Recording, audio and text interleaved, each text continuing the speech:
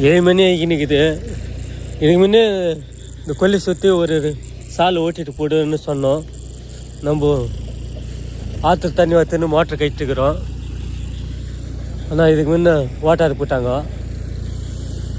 இப்போது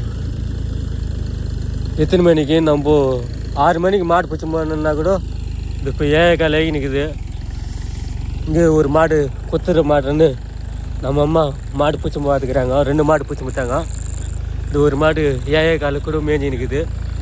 இது ராவெல்லாம் மேயும் விட்டா நம்ம தான் தூங்கணும். அப்படி இப்படி பார்ப்போம். இந்த மாடு மேய்ஞ்சி நிற்குது. இந்த டிராக்டர்கார் ஓட்டி நிற்கிறாங்க.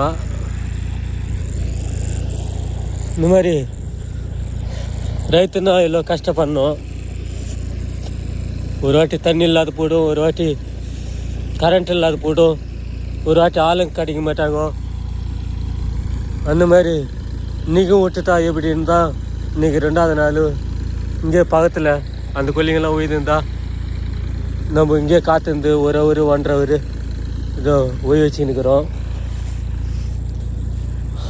ஆண்டவா பூமி தேவி இந்த மாதிரி கஷ்டப்படணும்னா எல்லாம் கஷ்டப்படணும். ஒரு சுற்று வந்து நிற்குது. இங்கே வந்தால் ஒரு சுற்று அழுத்த மாதிரியே இது ஒரு கொல்லி. இந்த மாடு மேயத்துக்கு கூட ஓட்டணும் ஒரு சுற்று. 2வது கொல்லி ஆனால் நம்ம மேலே ஏறி காமிக்கலாம். அங்கே லைட்டு திமுத்து பாருங்க.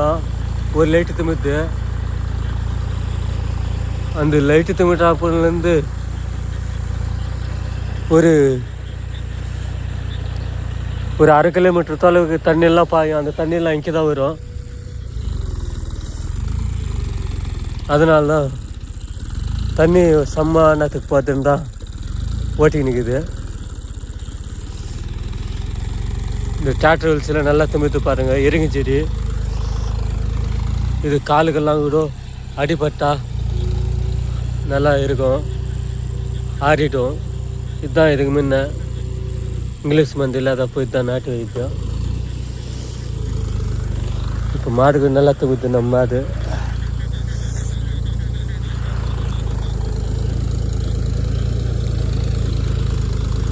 ஆண்டவா ஆண்டவா ஆண்டவா இவ்வளோ கஷ்டமா ரைத்துக்கு. டிராக்டர் எடுத்து பாருங்க.